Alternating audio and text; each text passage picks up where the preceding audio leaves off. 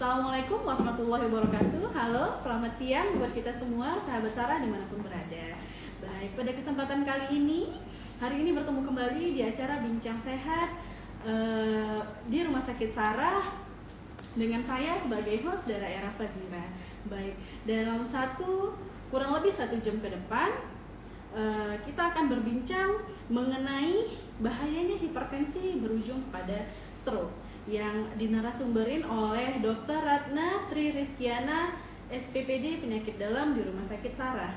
Baik, langsung saja ya.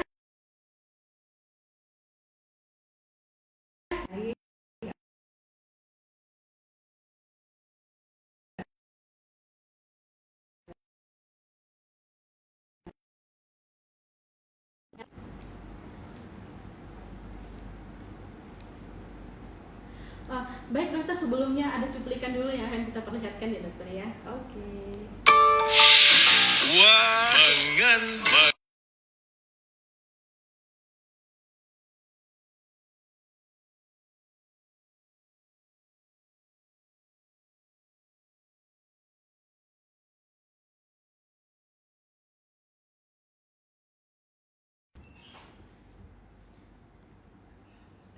Baik, selesai dokter, sudah cuplikan dari Benecol tadi ya dokter ya. Baik, kita langsung saja membahas ya dokter tentang hipertensi ya dokter ya. Boleh. Mungkin orang awam atau sahabat Sarah yang menonton live streaming ini mungkin kurang paham dengan hipertensi ya dokter. Boleh dijelaskan sedikit dokter mengenai hipertensi dokter? Oke, terima kasih ya buat Kak Dara. Saya perkenalkan diri dulu. Assalamualaikum warahmatullahi wabarakatuh. Saya Dr. Ratna Tri Rizkiana, spesialis penyakit dalam di Rumah Sakit Umum Sarah. Kali ini kita akan berbincang tentang masalah hipertensi ya, Kak ya. Hipertensi yang berujung dengan bahayanya ke stroke. Hipertensi itu sendiri apa? Hipertensi sendiri itu adalah peningkatan tekanan darah di mana di atas normal, yaitu normalnya 120/80. Tapi dikatakan hipertensi apabila dari tekanan darah sistoliknya di atas sama dengan 140 dan tekanan darah diastoliknya itu di atas sama dengan 90. Nah, tekanan darah kedua ini akan dinilai. Nah, dicari tahu dulu penyebabnya, faktor resikonya juga ada. Bisa aja hipertensi itu macam-macam ya. Ada hipertensi yang karena penyebabnya tidak diketahui, ada yang disebabkan oleh beberapa penyakit, ada yang disebabkan oleh hal-hal lain. Jadi hipertensi itu kalau secara umum dibagi atas dua, dia secara primer atau yang secara sekunder. Nah, kalau secara primer itu biasanya tidak diketahui penyebabnya, bisa aja tiba-tiba darah tinggi aja gitu kan. Nah, tapi kalau sekunder itu biasanya disebabkan oleh penyakit-penyakit kayak misalnya penyakit gagal ginjal, penyakit diabetes, penyakit jantung tiroid gitu-gitu. Jadi dicari tahu dulu. Nah, hipertensi juga nggak hanya menyerang orang yang dari awalnya normal, kemudian ada faktor resiko kayak misalnya faktor resikonya itu faktor keturunan atau memang ada peningkatan berat badan dari muda gitu kan, atau dari hal-hal lain kayak biasanya jenis kelamin atau dari pola hidup gitu-gitu. Nah, biasanya pada ibu hamil juga bisa kejadian hipertensi pada kehamilan. Nah, pada biasanya orang biasa di luar dari kehamilan bisa juga terjadi namanya krisis hipertensi. Krisis hipertensi itu udah di atas dari klasifikasi dari hipertensi. Jadi dari hipertensi yang tadi primer dan sekunder, itu juga nanti dilihat dari tekanan darahnya. Ada juga yang namanya prehipertensi, hipertensi stadium 1, ada hipertensi stadium 2. Nanti dilihat lagi. Nah, kalau prehipertensi itu biasanya usianya masih muda, tapi tekanan darahnya udah di 130, 140. Nah, itu biasanya prehipertensi. Nah, kalau misalnya pada usia di atas dari usia misalnya di atas 60 atau sekitar umur usia 50, 40, kalau sudah 140, 150 berarti sudah dikatakan hipertensi dengan catatan pemeriksaannya dilakukan 2 kali dalam waktu 1 minggu. Gitu. Baik. Ada lagi mau ditambahkan dokter? Ya, kalau dari saya sementara itu dulu. Cuman ya kalau memang hipertensi itu kan karena tekanan darah terus ya meningkat terus, jadi harus hati-hati karena bakal banyak organ yang terkena kalau kita tidak turunkan segera. Itulah yang berbahaya. Jadi intinya harus tetap dikontrol ya dokter Iya, ya. benar. Baik sahabat Sarah, kalau misalnya ada yang mau bertanya silakan bertanya di kolom komentar, nanti akan dibantu jawab dengan dokter Ratna. Baik, tapi dokter ada ini ya dokter, pertanyaan dari salah satu mungkin pegawai kita ya dokter. Oke dokter, keluarga saya ada yang mengalami hipertensi, apakah saya pasti mengalami hipertensi juga? Oke, saya coba jawab ya. Jadi kalau misalnya hipertensi itu memang ada yang didapat, ada yang memang faktor keturunan. Nah, jadi kalau didapat itu biasanya karena pola hidup ya, pola hidup, terus gimana ya pola hidupnya dalam arti dia suka minum kopi kan, suka merokok, kemudian suka makanan asin. Nah itu biasanya didapat bisa. Nah kalau faktor keturunan bisa juga karena adanya faktor genetik ya. Jadi kalau ibunya atau bapaknya bisa hipertensi, anaknya juga bisa kena. Apalagi ditambah mungkin karena awalnya nggak muncul sih bibitnya gitu kan, tapi lama-lama karena tambahannya faktor kehidupan tadi jadi muncul dia hipertensinya ya dokter ya. Iya. Nah, ada lagi dokter, pertanyaan dokter, apakah hipertensi dapat dicegah dokter? Oke, hipertensi sebenarnya bisa dicegah dari caranya yaitu tadi kurangi yang makanan asin-asin ya, terlalu asin. Terus kalau suka makan di luar itu kan sudah dikasih garam ditambah lagi dengan MSG ya. Micin-micin ya dokter ya. Jadi kedua hal itu yang menyebabkan peningkatan natrium ya, natrium di dalam tubuh, jadi menumpuk di ginjal, jadi meningkatkan tekanan darah tadi gitu. Jadi meningkatlah tekanan darah karena si hal-hal tadi. Nah tambah lagi mungkin kenapa kok kadang-kadang banyak yang kena tuh, kenapa kok banyak laki-laki daripada perempuan, nah gitu kan. Nah kalau pada laki-laki itu biasanya karena apa? Ditambah lagi dengan faktor resiko yang kayak merokok tadi, kemudian sering konsumsi kopi, benar itu jadi menambah gitu. Bisa cegah sih. Bisa cegah ya dokter. Iya. Nanti kita bahas dokter untuk Oke. pencegahannya. Iya. Kita lanjut lagi dokter. Ini ada pertanyaan lagi dokter. Banyak pertanyaan kita kali ini dokter. Dokter, apakah ada larangan makanan pada penyedap hipertensi? Tadi itu ya dokter. Iyalah Seperti garam ya dokter. Ya terlalu asin ya nggak boleh. Terus MSG nggak boleh campur dengan garam lagi. Iya, benar. Kemudian ya boleh sih merokok, boleh sih kayak mana ya, merokok itu memang dilarang ya di mana-mana ya. Cuman ya sewajarnya aja Iya, gitu benar, ya. benar, Apalagi benar. kalau ngopi itu kadang-kadang ada yang Wajib ya, Dok? satu hari 4 kali ya. Iya, merokok, wajib ya kan, ngopi dokter? ya. Benar. Dari pagi, siang, sore, malam lagi. Ya, harus dikurangi ya dok. Ya, harus. Itulah pencegahannya, dan makanan yang minuman yang harus dihindari. Iya. Benar. Oke dokter, ini ada pertanyaan dari Indah Pakpahan. Dokter mau nanya, apakah hipertensi minum obat seumur hidup? Dan apabila minum obat jika tensinya tinggi saja, apakah ada efeknya ke ginjal dokter? Oke. Iya, kalau obat penyakit-penyakit ada ya, beberapa penyakit yang seumur hidup harus dikonsumsi obatnya. Contohnya hipertensi, kemudian gula darah tinggi, kemudian gagal ginjal, kanker, stroke. Itu kan obatnya harus seumur hidup ya, karena kalau tidak diberikan lagi maka muncul lagi dia gitu. Nah kalau tadi ya itu, jadi minum obat hipertensi harus seumur hidup, dimana ya harus dipantau tekanan darahnya. Kapan kan nggak selamanya, misalnya dia dapat obat tensi dapat 3 biji atau 2 biji gitu kan, nggak selamanya segitu. Nanti kalau sudah terkontrol nanti bisa tinggal dikurang-kurangin dosisnya, jumlahnya gitu-gitu. Jadi ya bisa harus tetap harus seumur hidup. Iya. Wajib seumur hidup ya Kak Indah, sudah dijawab ya dari dokter ya. Jadi dokter, ini pertanyaannya lagi, apakah efeknya ke ginjal dokter? Pertanyaan Kak Indah tadi dokter. Kalau jadi bukan karena kadang-kadang banyak ya stigmata minum obat banyak gangguan ginjal. Ya itu gimana minum obatnya? Kalau minum obatnya sembarangan, iya memang bisa terjadi gangguan ginjal karena nggak dosisnya ya. Nggak tepat ya dokter ya. Tapi kalau sudah berobat dengan dikasih obatnya yang sesuai dengan dosis yang sesuai, biasanya itu lebih menguntungkan sama ginjalnya gitu kan. Malah kalau tidak terkontrol penyakitnya kayak hipertensinya nggak terkontrol, terus tekanan darah tinggi aja baru minum obat, sedangkan nanti udah normal dilepas lagi, nanti terjadi peningkatan yang tiba-tiba itu yang membuat gangguan gagal ginjal gitu. Begitu ya Kak Indah, sudah dijawab oleh dokter ya. Terus dokter, ada lagi pertanyaan dari Anton Lahagu ya dokter. Bagaimana jika tekanan darah seseorang selalu tinggi tapi dia tidak merasakan keluhan apapun dan beraktivitas seperti biasa? Apakah artinya tubuh sudah toleransi dengan tekanan darah tersebut? Iya, jadi ada yang namanya hipertensi rekuren ya, maksudnya adalah resistensi.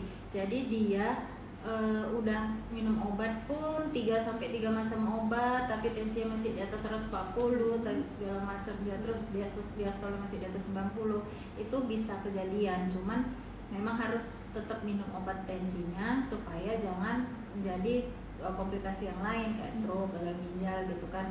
Nah cuman ya bukan toleransi sih, cuman tubuhnya dulu terbiasa dengan tensi yang tinggi, jadi nggak pernah ada keluhan. Terus tiba-tiba nanti kalau tensinya kita turunin malah jadi ringan, jadi hoyong segala macam. Nah itu biasanya karena adaptasi lagi sama yang baru. Cuman yaitu tubuh yang tadi yang udah toleransi sama tekanan darah tinggi nggak ada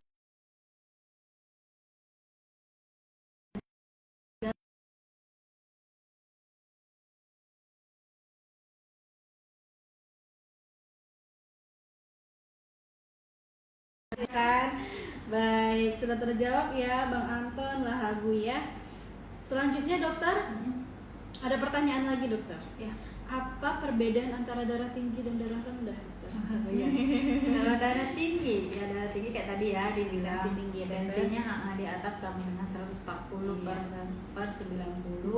Kalau darah rendah itu biasa dia di bawah 100 ya, 90, 80, 70. Dan nggak semua orang kurus tensinya rendah, nggak semua orang gemuk tensinya bakal tinggi. Jadi tergantung dari orang-orangnya sih gitu. Kadang ada orang yang gemuk tensinya 90, terus nadinya lebih rendah, itu gawat juga sih ya kan, karena badannya nggak sampai suplainya nggak nyampe gitu, jadi gampang pingsan, gampang gitu. Itu perbedaannya sih. Perbedaannya ya. Oke, selanjutnya dokter, ada pertanyaan lagi dokter. Apakah penyakit hipertensi tidak dapat hilang? Oke, hipertensi memang tidak dapat hilang. Kayak tadi saya klasifikasikan hipertensi, DM, gagal ginjal, penyakit jantung, stroke, kanker, itu adalah penyakit-penyakit yang seumur hidup. Jadi sampai akhir hayatnya pun harus minum obat, nggak boleh lepas sekalipun. Jadi kalau udah kadang-kadang udah normal nih kan tensinya gitu kan, udah saya nggak minum lagi dok karena udah normal, itu nggak boleh. Karena yaitu nanti ketika tensinya naik lagi nggak bisa dikasih obatnya itu jadi stroke itu dia, jadi pecah pembuluh darahnya, itu yang nggak tertampung sama pembuluh darah, itu bahaya gitu. Begitulah, jadi tetap harus pencegahannya, tetap harus dijaga makannya. Iya. Jika ada keluhan segera kontrol ke dokter gitu ya dokter ya. Apalagi dari riwayat Dari keluarga ya benar. Baik, kalau sebentar ya dokter ya. Iya. Baik, ini yang live Instagram di live streaming Sarah, kalau ada pertanyaan boleh ditulis ya di kolom komentar ya, biar kita bisa bantu jawab oleh dokter ya. Baik dokter, sembari menunggu ya dokter. Dokter, ada pertanyaan lagi ya dokter? Boleh. Banyak dokter kayaknya dokter. Ya, hipertensi kan iya, umum ya, umum. maksudnya banyak ya kejadian. Sekarang pun hipertensi itu nggak memandang umur sih, kalau saya lihat ada yang nanti umur sekian 25 tahun, kadang-kadang umur 30 tahun itu sudah kena hipertensi kan. Kadang-kadang berarti kan kita udah lihat ya makin banyaknya ke depan ini kok makin yang muda-muda banyak penyakit gitu kan. Jadi harus ya aware sih, apalagi kok orang tua saya hipertensi, kok orang tua saya sakit gula, ya udahlah cek aja nggak apa-apa. Kan cek kan mencegah ya dok ya? Iya, mencegah yang terburuk ya kan. Ini dokter, pertanyaannya dokter, adakah hubungan antara berat badan dan tekanan darah tinggi? Oh iya, udah tadi ya kan. Jadi berat badan itu menjadi faktor resiko sebenarnya. Jadi berat badan itu jadi faktor resiko untuk terjadinya tekanan darah tinggi, karena ya tadi kalau berat badan itu kan misalnya udah dari muda nih gemuk terus, berarti kan udah dipikirkan yang lain-lain kayak jantungnya udah memompa berapa banyak darahnya gitu kan, terus diameter tubuhnya makin besar, pembuluh darahnya juga makin besar, jadi tekanan darah itu jadi ngikutin perubahan itu gitu. Jadi makin naik tubuh kita makin bisa terjadi beresiko itu, apalagi tambah berat badan atau obesitas ya kita bilang ya, itu bisa dicurigai juga, apalagi ada perlemakan gitu ya, tinggi kolesterol gitu-gitu, itu bisa menjadi perburukan. Jadi kalau tensi tinggi dengan kolesterol tinggi, pembuluh darah yang kecil kayak pipa tadi itu enggak sumbat ya dok? Iya, jadi susah nampungnya gitu, itulah yang jadi pecah. Gitu. Oke. Pertanyaan lagi dokter, apa saja ciri-ciri darah tinggi pada remaja? Remaja ya. Remaja ya dokter, remaja juga bisa terkena ya dokter. Iya, remaja juga bisa kena ya. Ya kalau remaja sih, kalau yang beberapa ya ada juga sih sekarang remaja nggak hanya kena hipertensi ya, sekarang umur 21 udah kena sakit gula. Saya juga ini sih kaget dengan saya tanya juga kenapa itu, ternyata rutin minum kopi, nggak makan tapi minum kopi, bergadang, itu remaja kan ya. Jadi kayak begadang, minum kopi, merokok, remaja kan banyak sekarang kayak gitu. Jadi bisa merubah pola dari teori ya.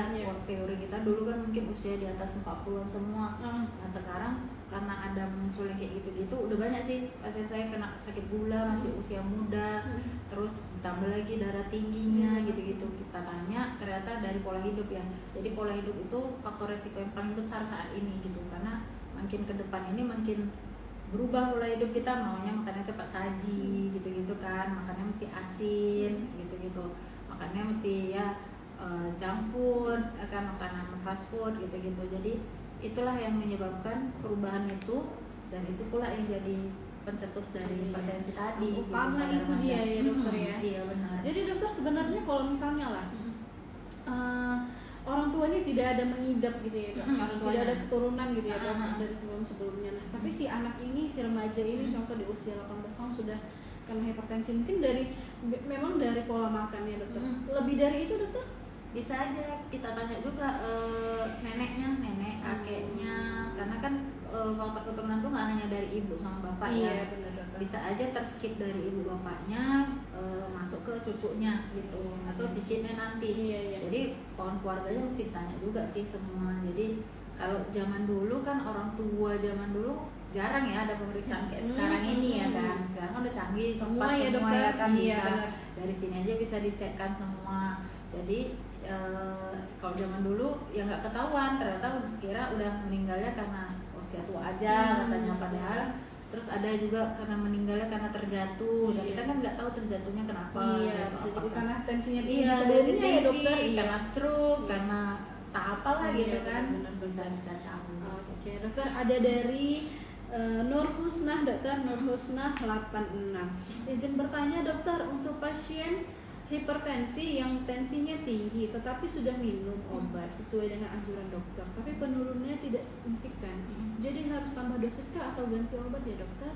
Oke. Terima kasih pertanyaannya kakak. Iya, makasih ya kak pertanyaannya. Jadi kita lihat dulu udah dikasih obat hipertensi berapa macam. Kalau masih satu dengan dosis paling rendah, misalnya satu obat, kayak contoh aja ya amlodipin kita bilang kan, amlodipin itu kan paling rendah itu cuma 5 mg, nah maksimal itu 10 mg. Jadi ya kalau misalnya masih 5 mg boleh kita naikkan dulu ke 10 mg. Nah tapi kalau udah sampai 10 mg masih juga nggak terkontrol, mungkin bisa kita kasihkan tambahan satu lagi obat hipertensinya. Nah kalau dua-dua obat hipertensinya udah sampai dosis maksimal, masih juga tensinya masih ini juga masih tinggi juga, mungkin kita bisa pikirkan 3 obat hipertensinya. Nah kalau masih 3 juga tidak terkontrol, terus ada keluhan lain kayak kaki bengkak, nyeri dada segala macam, mungkin bisa diperiksakan foto toraks, foto dada ya. Kita lihat jantungnya kayak mana, terus EKG, terus kita lagi urinalisanya atau urinnya kita periksakan. Kalau misalnya memang masih terganggu, berarti obatnya apa ya, ada yang tidak cocok, ada yang bisa kita ganti ataupun kita tambahkan dengan obat-obat yang lain gitu. Jadi mesti dievaluasi, makanya nggak boleh sembarangan minum obat-obat kronis ya kita bilang, karena obat kronis itu kan obat yang lama dikonsumsi, jadi harus dikontrol gitu. Oke, dokter. Jadi sebenarnya bukan tidak cocok langsung ganti, tapi perlu untuk kontrol lagi ke dokter bagaimana untuk selanjutnya terapi yang akan dilanjutkan. Benar ya dokter ya. Iya, jadi buat Kak Husna, kalau misalnya ada keluhan yang mungkin keluarga atau kakak sendiri mungkin boleh langsung ke dokter saja. Iya benar ya dok. Daripada buat nanti jadi nggak benar ke belakangnya ya dokter, jadi langsung konsultasikan gitu kan. Dokter, untuk pasien hemodialis atau gagal ginjal yang dimaksud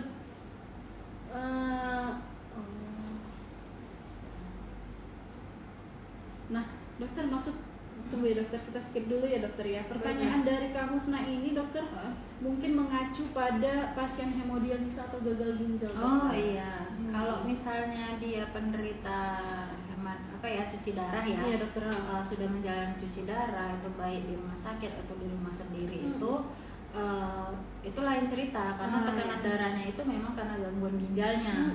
Jadi tetap kalau tekanan darahnya tinggi sebelum dicuci darah, dia memang obatnya adalah dengan cara cuci darah.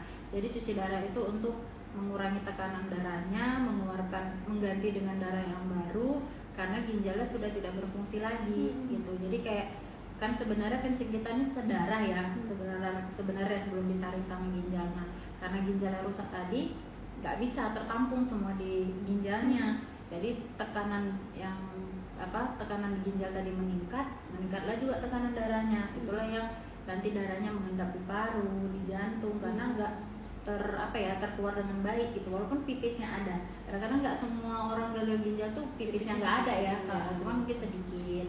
Terus kalau keluar nggak maksimal gitu.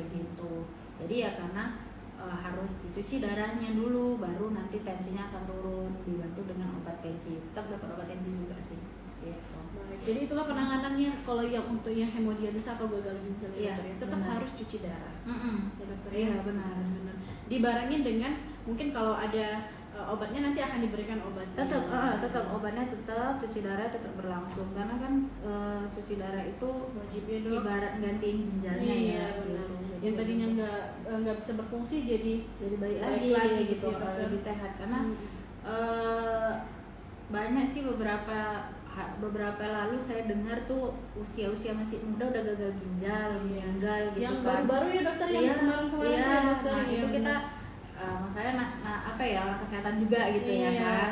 Jadi gagal ginjalnya itu banyak penyebab. Kalau usia muda itu biasanya bukan, kalau nggak ada hipertensi, nggak ada apa, bisa aja karena pola hidupnya atau mengkonsumsi sesuatu, bisa aja itu merusak ginjalnya. Nah, kadang-kadang banyak yang menghindari cuci darah karena banyak stigmata bilang cuci darah tuh ketergantungan, mempercepat kehidupan katanya kan gitu. Tapi sebenarnya secara teori orang yang dengan cuci darah dengan orang yang dengan gagal ginjal kronik ya, dengan stadium 5 itu adalah obatnya. Jadi kalau nggak dicuci darahnya malah jadi bumerang sama dia gitu. Aturannya hidupnya bisa 5 tahun lagi ke depan, jadi cuma hitungan bulan karena dia berpacu sama ginjalnya gitu. Kunci utamanya tetap harus cuci darah. Kalau memang tensi terlalu tinggi dan memang sudah terganggu ya ginjalnya, udah stadium 5 nggak ada lagi. Pilihannya cuma 2 sih kalau gagal ginjal stadium 5 itu, transplantasi atau cuci darah. Jadi dokter, sebenarnya penyebab dari awal bagaimana seseorang itu bisa tahu dia itu gagal ginjal? Karena memang dia sebelumnya mungkin dia tahu dia punya faktor tekanan darah tinggi, dokter. Tapi maksudnya faktor pencetusnya sampai dia harus dia tuh tahu dia gagal ginjal, dokter? Oke, tanda-tandanya ya? Iya, tanda-tandanya dokter. Kalau tanda-tanda orang gagal ginjal itu misalnya dia udah tahu dia hipertensi ya kan, terus tiba-tiba dia lemas, terus dia wajahnya pucat tanpa ada perdarahan, kemudian dia tiba-tiba kencingnya sedikit, ya kan, kencingnya sedikit, kemudian atau bahkan sama sekali nggak ada, sama sekali nggak keluar, terus tiba-tiba kakinya bengkak dua-duanya, mukanya bengkak, kemudian bawaannya lemas lah gitu kan. Nah, jadi kalau waktu dia datang biasanya itu diperiksakan darah lengkapnya, kayak HB-nya mungkin turun tapi nggak ada perdarahan, kemudian pasti diperiksakan fungsi ginjalnya. Terus ada tanda-tanda lagi, mual muntah hebat. Jadi kalau tapi masih mual muntah,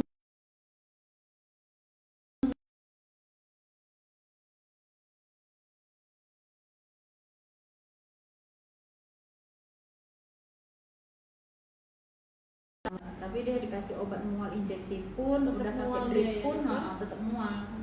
Terus ditambah lagi dengan tanda-tanda tadi, udahlah kita periksakan fungsi ginjal, ternyata fungsi ginjalnya terganggu, ya kita hitung, kan itu ada stadiumnya ya, gagal ginjal itu ada stadiumnya, jadi harus dihitung dulu laju laju ginjalnya. Kalau sudah stadium 5 pilihannya cuma 2, kalau nggak transplantasi ya bisa darah.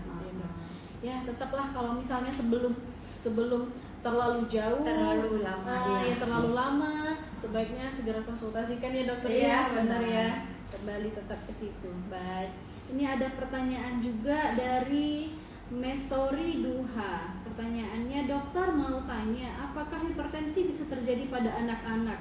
Mungkin ya dokter, anak-anak di bawah usia 17 tahun kali ya, maksud Iya. ini Mesori Duha ya dokter. Iya. Oke. Kalau 18 tahun ke atas sudah kita jelaskan tadi ya dokter. Iya, kalau di bawah 18 tahun mungkin lebih ke dokter anak ya Iya. penjelasannya. Cuman setahu saya biasanya kalau darah tinggi pada anak kecil itu biasanya ada gangguannya dulu. Biasanya paling banyak tuh karena sekunder ya, karena penyakitnya Iya. gitu, bukan karena primernya. Tapi nanti boleh kalau misalnya pengen lebih lanjut lagi mungkin tanyakan pada dokter spesialis anak, karena ya yang penyakit dalam nggak ada ranah di bawah Iya, 18 tahun gitu ya, jadi takut beradu aja Iya. gitu. Baik, nanti kita akan buat forum hipertensi pada anak ya. iya. Terima kasih pertanyaannya. Baik dokter, ini ada pertanyaan lagi dokter dari Windy 16. Izin bertanya dokter, kategori umur berapakah yang disarankan untuk mengkonsumsi obat tensi seumur hidup? Kategori gimana? Izin bertanya dokter, kategori umur berapakah yang disarankan untuk mengkonsumsi obat tensi seumur hidup? Oke. Dikatakan minum obat hipertensi seumur hidup itu kalau memang dia sudah terbukti hipertensi. Jadi yang tadi pemeriksaan 2 kali dalam waktu seminggu itu, kalau memang tinggi-tinggi terus, kita kasih obat hipertensi malah jadi normal. Kemudian nanti dia kadang-kadang kan kita ya udah enakan kita nggak minum obat ya, ibaratnya kayak gitu, karena udah kontrol ya. iya benar. Kalau kontrol nanti tinggi lagi dia datang lagi, nah itu memang harus wajib dikasih minum obat hipertensi. Iya. Nah kalau sudah minum obat hipertensi umur berapapun ya tetap wajib sampai seumur hidup. Itu aja. Itu sih intinya ya dokter, tetap sesuai dengan indikasi ya dokter Iya, ya. benar. Apakah memang harus diminum seumur hidup? Tidak ada kategori untuk usia ya dokter. Iya, usianya tetap seumur hidup, apalagi disertai mungkin ada penyerta ya, kayak sakit DM atau diabetes, kemudian sakit gagal ginjal, ya udahlah seumur hidup lah pasti. Iya, sudah pasti seperti itu. Iya. Oke, terima kasih Kakak Windy, pertanyaannya sudah dijawab oleh dokter ya. Baik, pertanyaan selanjutnya dokter, bisakah cedera leher menyebabkan hipertensi? Kalau cedera leher menyebabkan hipertensi enggak, Iya, cuman karena rasa sakit tadi ya, rasa sakit yang karena cedera leher itu kan sakit ya, sakit terus bergerak sakit, tidur sakit atau apa, itu yang kadang-kadang mengganggu dari pola tidur, kenyamanan tadi, jadi sehingga tensinya naik. Nah, bedainnya dengan hipertensi yang biasa, yaitu kalau misalnya ada trauma ya, ada cedera gitu kan, di tensi ternyata diastoliknya normal, ternyata sistoliknya tinggi gitu kan.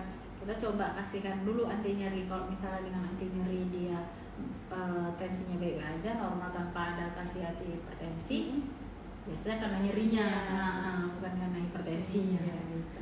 Benar. Jadi bisa dikategorikan tergantung dulu, kita lihat dulu setelah konsumsi obat nyeri apakah berkurang, berarti bukan hipertensi. Hipertensi, Gitu ya dokter ya. benar. Oke. Karena gini loh, Iya, betul. langkah awal algoritmanya juga pertama-tama nggak langsung obat hipertensi ya. Jadi langkah pertama itu ya pola hidupnya dulu kita rubah gitu. Misalnya kita kurangi yang asin tadi, nggak kasih micin lagi, Pola tidur ya dokter. pola tidurnya Iya. diatur lagi kan, karena kita kan apa ya, bagusnya itu kan 8 jam ya, Iya, tidur tapi dia. tergantung pekerjaan gitu. Nah jadi setidaknya 6-8 jam tidur yang baik, kemudian Mengurangi kafein, kurangi rokok, kurangin kopi, gitu lah. Faktor risiko yang tadi kita kurangin dulu. Kalau bisa dengan itu tanpa kasih obat, ya udah nggak apa-apa. Bukan hipertensi. Iya, Ya, kita kan? nggak langsung kasih obat hipertensi. Tapi kalau misalnya dengan itu tensi masih tinggi, badannya udah bagus, tapi tensi masih tinggi ya haruslah kita kasih ini ya obat hipertensi. Benar. Oke. Ada lagi dokter pertanyaan dari Turhamun Muklis. Dok, kalau ibu hamil punya tekanan darah tinggi, bagaimana ya dokter? Wajib konsumsi obatkah dokter? Ya, itu tadi. Kalau ibu hamil ya, Iya. ibu hamil dengan Tekanan hipertensi, darah tinggi, iya. itu wajib, tapi nggak sama obatnya dengan obat yang dikonsumsi sama obat orang-orang hipertensi umumnya, Iya. karena ada resiko obat yang bisa kena ke bayi Janin ya, dokter ya, iya. entah itu nanti jadi tekanan darah janinnya jadi menurun atau apa, jadi nanti dipilihkan lagi obat hipertensi yang sesuai untuk ibu hamilnya. Apakah bisa pakai, ada 3 macam tuh nggak salah, itu nanti dipilihkan. Kalau memang cocok pakai itu ya kita pakaikan obat yang sesuai itu, tapi nanti kalau memang nggak cocok yang dengan tablet, nanti kalau misalnya hipertensinya terlalu berlebihan ya, membuat gawat darurat ya sama ibu hamilnya, itu lebih kita pakaikan yang pakai yang intravena atau yang masuk ke pembuluh darah gitu. Baik, jadi tetap harus konsumsi obat darah tinggi jika memang ibunya sedang hamil. Tapi tetap harus dikonsultasikan juga ya dokter, Iya, jangan benar. sembarangan membeli Jangan, obat. Nanti Dikhawatirkan mengganggu ke Mengganggu janinnya, janinnya, ke bayinya. betul. Baik, terima kasih pertanyaannya dok. Jawabannya dokter. Iya. Baik dokter. Lanjut dokter. Boleh, Kita terserah. lanjutkan ya dokter. Ini pertanyaan lagi, apakah stres dapat menyebabkan tekanan darah tinggi? Atau tekanan darah tinggikah yang menyebabkan stres? Oke. Pertanyaan bagus ya dokter. Iya, bagus ya pertanyaannya ya. Iya, dokter. Jadi stres itu adalah salah satu faktor resiko terbentuknya hipertensi. Ya. Nah, jadi kan kalau stres itu kan kita cemas ya, Iya, cemas, panik gitu kan. Jadi apa ya, pembuluh darahnya saraf yang namanya saraf simpatis ya. Simpatis itu untuk mengatur si pembuluh darah tadi. Jadi kalau misalnya terlalu tinggi cemas kita, terlalu tinggi kita panik gitu kan, pembuluh darah kita terus kencang gitu, terus diperketat, terus jadi tensi kita tetap naik gitu. Nah apalagi cemas itu menyebabkan produksi asam lambung yang tinggi gitu kan. Nah asam lambung yang tinggi, kemudian nyeri, kemudian muncul nyeri ya dari perutnya itu bisa menyebabkan menambah dari si tekanan darahnya itu. Jadi tekanan darah yang akibat stres itu bisa, jadi dia kayak lingkaran. Jadi karena stres dia muncul tekanan darahnya, tekanan darah tinggi tadi itu menyebabkan si manusia stres gitu. Ya, kan? Jadi Tekanan saling darah berkolaborasi ya. iya, jadi kayak lingkaran dia Iya. gitu aja. Jadi Iya. ya harus kelola stresnya lah. Oke lah, harus dikelola stres. Mm-mm. Jangan sampai stres. Jangan sampai Iya, stres. gitu. Cari kebahagiaan. Harus bahagia ya. Iya benar. Dokter sekalian, ada lagi pertanyaan dari Windy, mungkin belum merasa ini ya dokter, pertanyaannya berlanjut ya dokter. Boleh, Terima boleh. kasih informasinya dokter. Jadi Iya. dokter, yang lebih beresiko orang yang sudah toleransi dengan tekanan darah tinggi terlalu tinggi walau sudah minum obat, atau darah tinggi tiba-tiba? Yang berisiko. Ya, Yang beresiko paling sebenarnya dua-dua beresiko ya. Jadi kalau resikonya beda-beda Beda, gitu. betul. Kalau misalnya orang dengan toleransi tekanan darah tinggi, minum obatnya masih satu macam gitu ya, belum dosis maksimal, belum dikombinasi dengan obat hipertensi yang lain, terus dibiarkan tinggi-tinggi terus, nggak apa-apa kok, saya tensi tinggi, udah minum obat tensi kok, tapi nggak turun juga, cuma satu gitu. Itu kan membahayakan juga, karena ya kayak tadi ujung-ujungnya akan membuat si pembuluh darahnya tadi rapuh. Kalau sudah rapuh, pecah dia, itulah yang berujung jadi stroke. Nah itulah bahayanya. Jadi tetap harus lihat dulu kalau misalnya obat tensinya udah satu, udah maksimal ditambahkan satu lagi, kalau udah maksimal juga tambah satu lagi, kalau udah 3 ya berarti kita periksa lagi dari jantungnya, EKG-nya, gitu-gitu kan, fisiknya gimana. Medical check up full ya dokter. Iya, tetap harus dikontrol karena pasti akan turun dengan obat ya, obat tadi ya, tensi, karena tambah pola hidup ya, pola hidup lah, jangan dibiarin tuh. Kalau misalnya nggak turun biasanya itu karena minumnya pas waktu tinggi aja, tidak dikonsumsi rutin hari, ya, iya, dirutinkan gitu. Itu yang bahaya sebenarnya. Jadi dokter sebenarnya lebih baik yang yang sudah hipertensi dan minum obat, apakah yang tiba-tiba sudah hipertensi tapi dia tidak pernah konsumsi obat tapi tensi selalu tinggi? Oke, kalau yang berisiko lebih baik itu kalau tensinya tinggi tapi sudah minum obat gitu ya. Itu lebih baik ya dokter ya. Jadi kita bisa kombinasi ya, maksudnya bisa kita pikirkan lagi obat-obat yang lain gitu. Nah, tapi kalau tiba-tiba tinggi terus tiba-tiba tinggi nih ya kan, misalnya 150. Dulu pernah kayak gitu juga periksanya baru kali ini lagi kan. Nah dulu pernah periksa juga 180, berarti kan ada bibit sebenarnya, riwayat juga. Berarti sesama hari ini sakit kepalanya mungkin atau apa gitu gara-gara ya tensinya. Ya itu lebih ini lagi ya, lebih berbahaya karena tiba-tiba kadang-kadang bisa tiba-tiba lemah tangan kakinya, nggak bisa jalan atau bisa tiba-tiba jatuh. Kayak seperti yang dokter bilang tadi ya dokter, bisa jadi silent killer ya dok. Iya, kalau yang tiba-tiba ya dokter. Iya, ya. silent killer itu. Ya itu dia.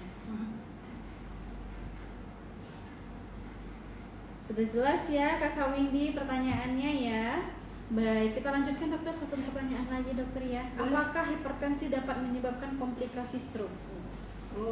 Pertanyaan terakhir ya. Dia. Iya, pasti hipertensi pasti penyebab stroke. Nggak hanya hipertensi, diabetes juga bisa. Kombinasi diabetes tambah hipertensi lebih tinggi lagi untuk resiko tingginya terhadap stroke. Jadi karena kayak saya bilang tadi prosesnya, kalau tekanan darah tinggi terus pembuluh darah kita yang kayak pipa itu ya, awalnya dindingnya lentur, lama-lama ketat, lama-lama yang ketat itu ya ada sumbatan lagi ya kan, lama-lama numpuk di situ pecah. Nah itulah yang menjadikan dia stroke gitu. Jadi komplikasinya stroke itu bisa penyebabnya banyak, apakah tekanan darahnya duluan atau karena diabetesnya. Paling sering itu kalau krisis hipertensi namanya. Jadi hipertensi yang di atas sama dengan 200 itu ya, suka di atas 210, 220 itu bisa menyebabkan stroke. Nah itu kejadian sama pasien kita kalau nggak salah di bawah di lantai 1 ya. Kemarin itu si nenek datang dengan tensinya sering 200 ya. Dia minum obat tensi hanya waktu tinggi saja, kemudian datang lagi dengan 200. Setiap diturunkan selalu di minimal itu di 160. Nanti kita pulangkan tetap nanti 200 gitu. Nah ujung-ujungnya nanti si nenek akan stroke walaupun stroke ringan. Nah stroke itu nanti ada 3 tahapan atau berapa gitu saya lupa. Cuman yang tahapan pertama itu mungkin lebih stroke ringan ya, stroke ischemic namanya. Jadi kalau bisa yang kedua bisa lebih buruk dari itu, dan yang ketiga bisa terjadi lebih buruk lagi. Nah bisa menyebabkan stroke perdarahan. Kalau sudah stroke perdarahan itu resikonya lebih tinggi. Bisa perdarahan di otak, di kepala, dan bisa lumpuh atau yaitu bisa nggak sadar pasiennya atau bisa meninggal. Jadi memang sangat beresiko terkena stroke ya dokter ya, benar ya. Apalagi kalau tidak dikontrol. Benar. Ya. Harus dikontrol lah. Iya, harus kontrol, intinya tetap harus dikontrol. Kita punya hipertensi, mau ringan mau berat tetap harus dikontrol. Iya, dokter ya. Iya. Rutin ya dokter ya. Kan lebih enak kalau misalnya ketahuan cepat, tensinya belum tinggi-tinggi kali, cepat obatnya cuma dicegah, 1 dan cepat dicegah ya dokter ya. Sampai 2-3 obatnya kan banyak gitu kan. Lebih beresiko kalau misalnya dia sudah pakai obat yang banyak, udah banyak, saat tinggi gitu, juga, iya. itu kan kita wah ini mesti dikasih yang apa gitu ya. Berpikir ya dokter, apalagi nih obatnya ya. Apalagi. Bener dokter. Dokter ada lagi pertanyaan dokter dari Iko Haraha. Dokter saya kalau saat dokter saya kalau saat hamil dan kontraksi saja yang suka naik tensinya, setelah itu kembali normal, gimana itu ya dok? Nah, jadi mungkin itu karena nyerinya tadi, karena penyebabnya nyeri tadi. Kalau sudah karena nyeri, dikasih obat terus hilang rasa nyerinya karena kontraksi, karena apa tadi, cedera leher tadi, nggak perlu minum obat hipertensi, turun tensinya, ya udah itu berarti memang karena nyerinya. Jadi tekanan darah tingginya bukan dikatakan hipertensi, karena tekanan darah tinggi akibat nyeri, udah itu aja gitu. Jadi ibu kalau misalnya ada keluhan mungkin pas saat kontraksi saja baru terasa sakit kepala dan tensinya tinggi gitu, artinya belum tentu itu hipertensi. Tapi gitu, memang harus dicekkan berkala sih kalau ibu hamil dengan darah tinggi ya, karena bisa cenderung ke arah ke preeklamsi. Itu kita takuti ya sama ibu hamil. Jadi kalaupun nggak menurun tensinya setelah udah dikasih obat segala macam, periksakan aja lagi gitu, diulang lagi gitu tensinya. Dibalas kakaknya, dokter, alhamdulillah dokter, dua-duanya lahiran normal. Alhamdulillah. Baik dokter, satu pertanyaan lagi sebelum kita tutup ya dokter ya. Iya. Dari Marita Luciana, dokter, obat apa yang paling aman untuk menurunkan tensi yang bisa kita konsumsi aman jangka panjang? Wah, sebut merek ya. Sebenarnya semua obat aman selagi dosisnya itu masih sesuai ya, masih dikontrol gitu. Ya semua aman. Jadi untuk algoritmanya ya, pada hipertensi itu untuk pertama kali itu ada golongan-golongan. Jadi setiap obat tensi itu ada golongannya. Ada golongan yang kerja di ginjal, ada yang kerja di pembuluh darah gitu-gitu. Jadi harus pertama kali itu algoritmanya tetap diikutin, tetap yang paling umum ya obatnya, terus dosis paling rendah dulu. Jadi nanti kalau misalnya suka nih kadang-kadang dokter udah ngasih amlodipin duluan, biasanya itu dari puskesmas kita juga biasa dikasih kayak gitu kan. Nah sebenarnya sesuai algoritmanya itu adalah yang golongan pertama itu adalah golongan ARB namanya, angiotensin renal blocker. Jadi itu ada golongan-golongan, jadi setiap obat tensi itu beda-beda golongan. Jadi kalau berobatnya ke dokter spesialis, baik itu jantung, baik itu penyakit dalam, itu pasti sesuai dengan algoritmanya dulu. Kita kalau misalnya nggak cocok, dosisnya udah tinggi, baru kita tambahkan dengan yang golongan satu lagi gitu. Ada banyak golongannya gitu. Jadi semua obat tensi aman selagi dikonsumsi rutin dan dipantau ya. Sesuai dengan anjuran dokter lah tentunya ya dokter iya, ya. Benar. Tetap Kak Marita harus konsultasi kembali dulu kepada dokter ya agar dapat terapi yang benar ya dok ya. Jangan nanti asal beli salah gitu. Dengar-dengar dari orang preferensi obatnya tapi tidak cocok ya dokter ya. Malah beresiko lebih tinggi lagi. Baik, sepertinya sudah 1 jam kita mulai acara ini ya dokter ya. Baik. Dokter, terima kasih untuk waktunya dokter. Terima kasih atas jawaban-jawaban yang sangat bermanfaat untuk kita semua. Insyaallah, semoga ya. Yang pasti tetap hipertensi harus dikontrol dan tetap harus jaga makan dan cegah ya dokter. Kalau ada keluhan silahkan konsultasi ke dokter baik di Rumah Sakit Sarah dengan Dokter Ratna. Baik, praktek Dokter Ratna Tri Rizkiana, spesialis penyakit dalam, ada di hari Senin sampai Sabtu ya dokter, di jam 10 sampai jam 12, atau by appointment juga bisa. Dan kalau misalnya by appointment bisa kunjungi website kita di sarahhospital.com atau di nomor customer service kita di 085261133713. Baik, dokter, terima kasih untuk waktunya dokter. Sampai ketemu kembali ya dokter ya. Sehat selalu ya dokter. Baik, amin. Sebelumnya kita lihat dulu cuplikan berikut ini.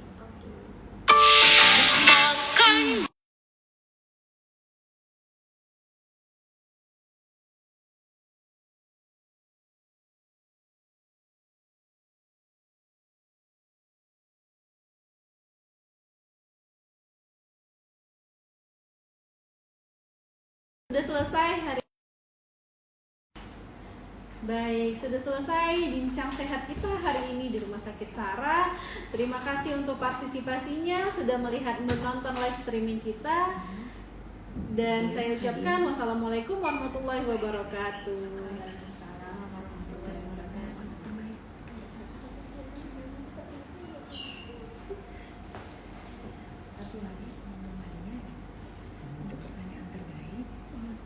Satu lagi maaf, pengumumannya untuk pertanyaan terbaik nanti akan kita kasih giveaway-nya. Nanti kita akan chat di DM untuk pemberian hadiahnya. Baik, terima kasih.